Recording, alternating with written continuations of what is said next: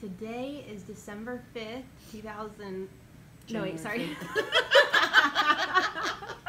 She's back before Christmas. Yay! Yay! We get Christmas again. Today is January 5th, 2018. I got that right. And I have some special people in front of me. If you can introduce yourself. I'm Amy Hinkson. And I'm Sylvia Swiger. And Amy's going to tell us what happened to her last year, and Sylvia's going to fill us in on the details because she was there for most of it too. Go ahead, Amy. Okay, what was it?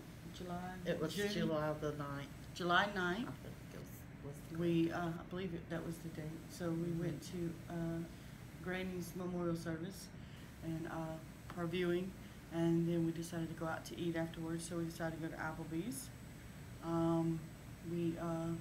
I'm allergic to fish and shellfish, so we notified the manager, the waitress, the guy who brings out the drinks, the cook, everybody in the restaurant that, could they accommodate, me and make sure that my food don't get cross-contaminated. They assured me like multiple times, like 6 different times, that they could accommodate that.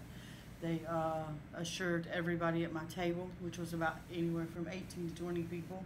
So we were comfortable. Even when they brought my food out, I asked them again, are you sure that everything's okay? Everything's fine. You got my word on it. Everything's great. So I ate. Then we went to...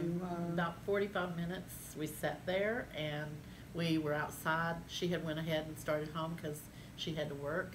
And so I get this phone call and she can't talk. And I said, where are you? She said, I'm out in the middle of the woods. She was just squeaking it out. I said, turn around, go back to Locust Grove to the nearest convenience store.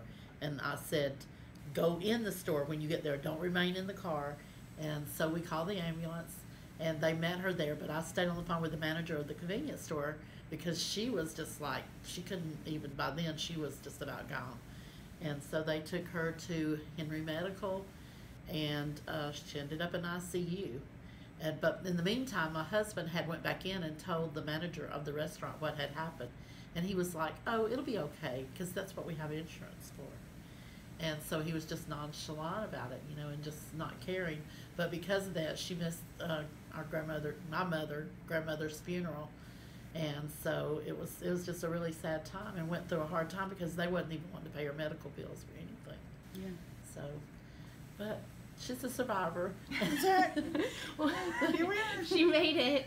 But what did the insurance company, did they offer you any money at first? They didn't offer me anything. They kept calling, but I wasn't comfortable with talking to the lady that kept calling. While you were in so ICU. While the manager called me the next day while I was still in ICU and asked me, well, did you go to the hospital for this? And I'm like, yeah, I'm in the ICU as we speak. So he hung up on me and said, well, I'm gonna call my human resources and I can't talk to you anymore. And hung up on me. And I'm like, well, that was real nice. And then they just said that, there was, there was no responsibility. They did, it wasn't their fault. I can't prove that, that it happened there, basically. 20 witnesses. 20 witnesses later. So how do we get to where we are now? What's the ending of this story? The ending is they paid all my medical bills. They paid you. They paid, me. So, but, I still didn't, I still don't know if they're going to try to do any training for their people. That was my main thing. Because if that had been a I child, wanted, my main goal was, I know people that have children like me that are allergic to fish and shellfish or even peanuts. And if you get, my point is, if you tell somebody you're going to do something, do it. Because, if it had been a 3-year-old or a 2-year-old that can't say, Mama, I'm in trouble, by the time you got home, by the time I would have got home, if I couldn't have gotten help, I would have died because I couldn't breathe. So if a child, you go to get your child out of the back seat, out of the car seat, and you have a child that's, that can't breathe and that's going to die because you didn't do what you told these parents, you guaranteed these parents you were going to do. And that was my whole point of even contacting. That somebody needed to, own some responsibility and go through proper training. Yeah, because it wasn't her first time. At Old Charlie's it happened, and she told them and everything, but she didn't do anything. She just took it. Well, and they went on but about they her business. guaranteed me. They showed Yeah. me that they had a training video. I actually talked to two of the cooks. The cooks know me by name there, and they when I come Now in, they she said, does. "I got you." But they went through even the two cooks told me they had to go through training videos and all Yeah, after that. because of that. Yeah. They guarantee, and they do now. So I mean, that's all that I ever wanted was to be safe.